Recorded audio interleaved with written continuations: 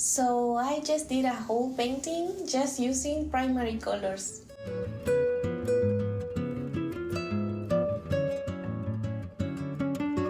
Hi, hey, how are you doing? I'm Kat, I go by CBT Art, and thank you for clicking in a new video. Remember in my last video I said I had some pre-recorded footage? Well, this is the last one I have. It's a painting with acrylics of a dog, and I just use primary colors. I use magenta, cyan, and yellow for this painting. You might be thinking I was doing some type of challenge, but no. When I start using new paints, I like to try them first, and so I only buy primary colors, which I did with these golden paintings. I actually knew I would love them, but I wasn't going to spend that much money on new paints. So I just bought these 3 colors and black and white. I don't know why I bought black, since I rarely use it. You can do black by mixing colors and making like how is it called? Like an optic black. I don't know if that's how you translate it. So yeah, I just use these 3 colors and black and white. I will add a voiceover this time. Last time I didn't do it. I'm sorry. But I hope you liked it still. Like I said, I painted this a while back and I actually sold the original painting. Now it's in someone else's home, which makes me so happy. I love the result, and this was the second original painting I have ever sold. So yeah, I hope you enjoy the process. Hey, it's voiceover me. I hope this sounds okay. I'm recording on my phone and I will buy a microphone soon. But in the meantime, I hope this is good enough. I'm using my easel for this. I made this easel myself in class. I had a carpentry, I don't know how you say that, but I made this with my professor in uni. I like to paint vertically so the angle doesn't distort the final result. This glass palette was a gift from my mom when I graduated from uni, and I loved it because it's super easy to clean. You just scrape the paints when it's already dried and it works really good. I started this painting and I realized I wanted to add some masking tape, otherwise it would have been more messy. I decided to do this green background to act like a complementary color from all the red. I don't know if you can tell in the video, but I didn't use like a regular wash in the background. I played with some darker and more lighter greens, so it would give a bit more dimension to the dog.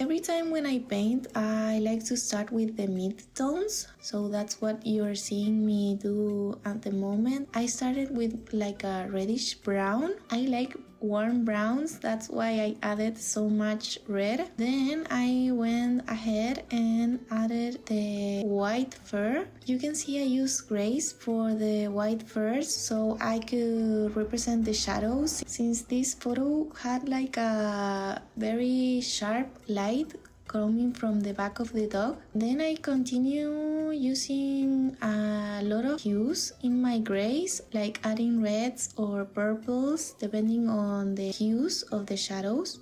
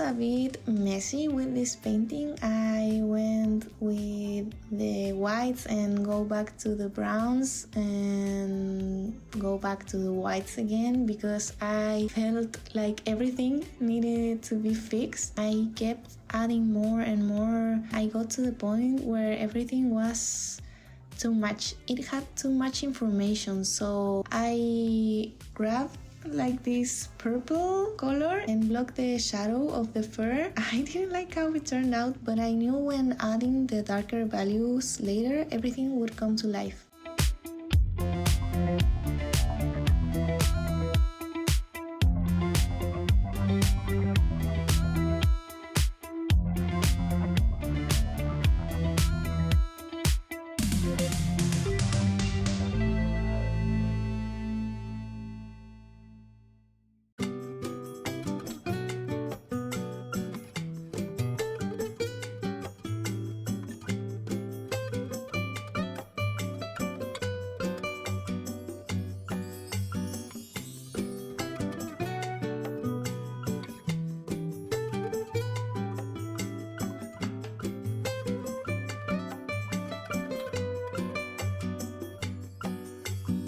Here I took the masking tape off because everything looks so chaotic that I needed to see that clean line, and it was a good decision because I saw that it wasn't turning out as ugly as I thought at the beginning. And then I just continue with my most darker values to make it more readable from far away because everything just looked like splots of paint. And yeah, I really liked it. I've been struggling with using just primary colors because when you buy paints, they are usually single pigments, so it's just one pigment that makes your paint orange. So when you mix one pigment with another single pigmented paint, for example orange and blue, the color mixing turns out really lovely sometimes. But if you make your orange yourself, like I did, you have a lot of pigments in that color. So when you mix, for example, the same blue,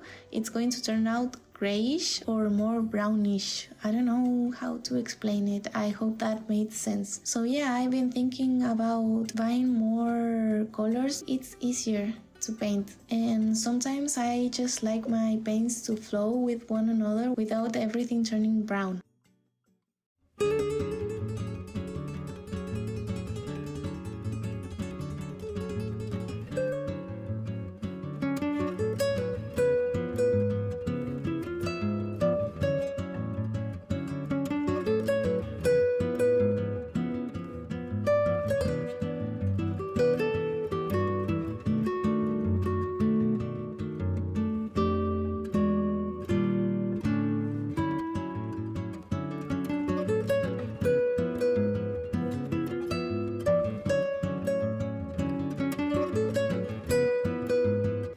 Hey, it's me again.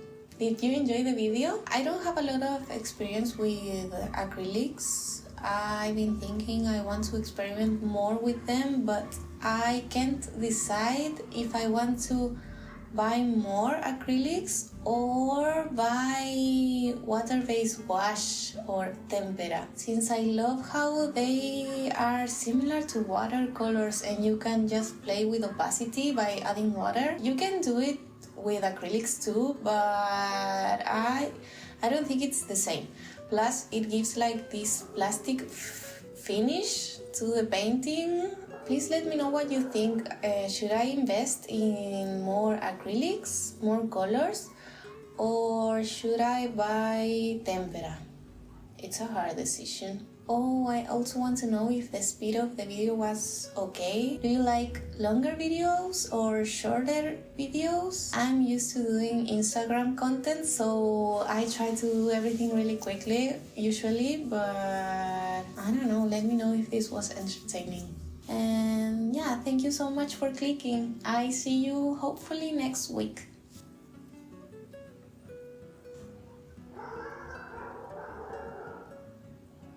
One last thing, I'm sorry if sometimes the video doesn't focus well.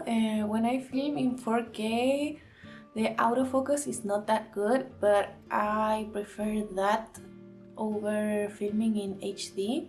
You let me know. I think it's better in 4K. Sometimes it gets overexposed, the videos, or it gets too dark. I'm learning how to use this camera. I hope the content is still enjoyable. I will get better, I promise.